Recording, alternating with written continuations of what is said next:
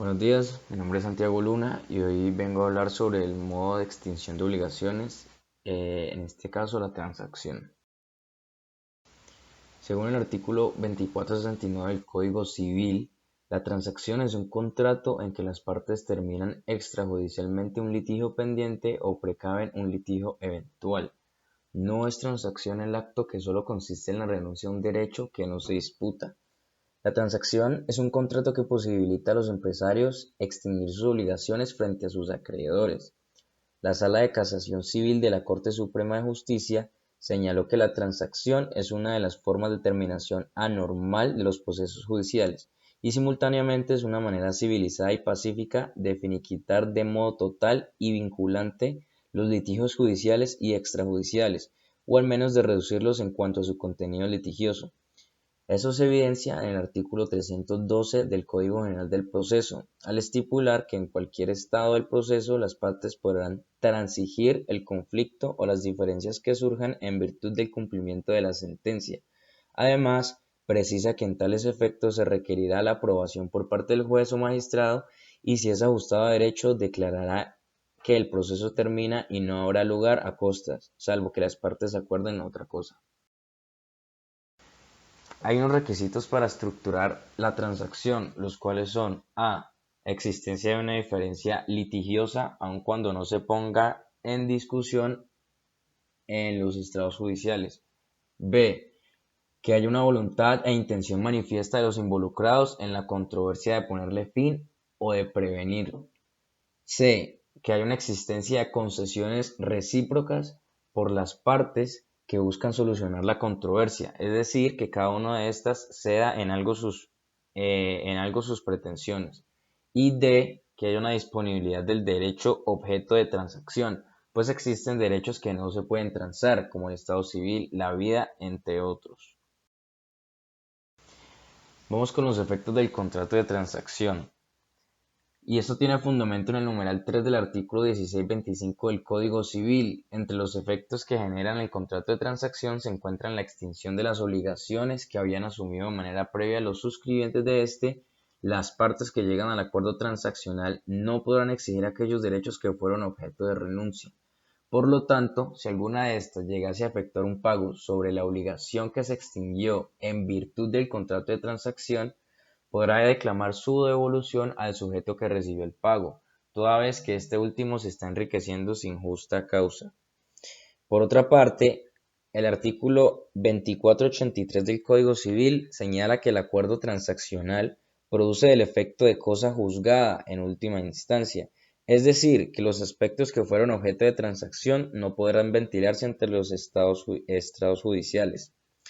El citado artículo señala que el efecto de cosa juzgada que se deriva del contrato de transacción no se puede tomar como absoluto, pues cabe la posibilidad que dicho efecto no se produzca en razón a que el acuerdo transaccional pueda ser objeto de una declaración judicial de nulidad o de rescisión por un juez de la República. El artículo 2470 nos habla sobre la capacidad para transigir y establece que no pueden transigir sino la persona capaz de disponer de los objetos comprendidos en la transacción. El artículo 2472 nos habla sobre la transacción de la acción civil y establece que la transacción puede recaer sobre la acción civil que nace de un delito, pero sin perjuicio de la acción criminal. Pasando al artículo 2473, establecen cuáles son las prohibiciones de transigir sobre el estado civil, y como lo dije anteriormente, no se puede transigir sobre el estado civil de las personas. El artículo 2474 habla sobre la transacción sobre alimentos futuros y establece que la transacción sobre estos alimentos de las personas a quienes se deba por ley no valdrá sin aprobación judicial, ni podrá el juez aprobarla, si en ella se contraviene a lo dispuesto en los artículos 424 y 425. Ahora vamos a enumerar los casos en que es nulo el proceso de transacción. Se entiende como transacción nula cuando, en primer caso, sea obtenida por títulos falsificados o en este medie dolo o violencia. Segundo caso es cuando verse sobre un título nulo. En tercer caso, cuando se celebre sobre un proceso ya terminado que haya pasado a cosa juzgada. Y cuarto, cuando haya error sobre el objeto a transigir. Cuando haya un efecto en el cálculo de la transacción, este error se puede subsanar y solo da derecho a que se rectifique el dicho cálculo. Y el proceso de transacción será inválido cuando la transacción sea sobre derechos ajenos o inexistentes. Ahora vamos a hablar del artículo 2482 que nos establece la rescisión de la transacción. Este artículo básicamente nos establece que cuando se conste de títulos auténticos que una de las partes no tenía derecho y eran desconocidos por la otra parte a la que sí le favorecían, podrá rescindirse la transacción siempre y cuando haya recaído sobre un objeto particular. Hay que tener en cuenta que no es causal de rescisión el encontrar nuevos títulos posteriores a la celebración del contrato, sino que el hecho de que hubieran sido extraviados u ocultados de manera dolosa sí es lo que causa la rescisión.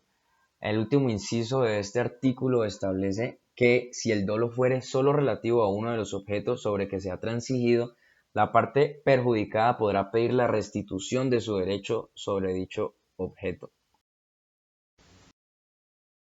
El artículo 2486 hace una aclaración sobre la cláusula penal y nos establece que si se ha estipulado una pena contra el que deja de ejecutar la transacción, habrá lugar a la pena, sin perjuicio de llevarse a efecto la transacción en todas sus partes.